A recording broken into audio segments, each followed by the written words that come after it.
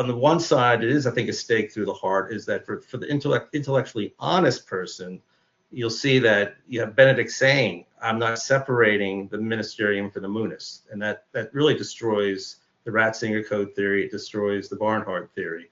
But then you have people that are going to rationalize that away. So then you have like what practically is going on. You could lead a horse to water.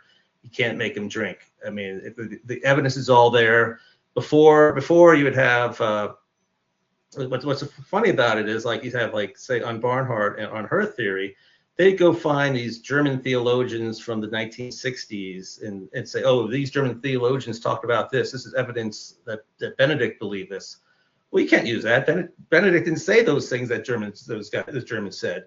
Or Dr. Mazza will go find some dusty old textbook that Ratzinger wrote, or Benedict, when he was Cardinal Ratzinger, wrote back in the 70s, and say, well, he'll find some passage. Well, he'll misread the passage, first of all, and say, oh, this, if you understand his words this way, that means he possibly was separating or something like that. But then when you get to words that he actually said around the time of the resignation, like, I am no longer the supreme pontiff of the Catholic Church, silence, no word about it. Then you have this statement, this letter written 1 year after he resigned, and here he's saying what he intended to do. I intended to give up the ministerium and the munus.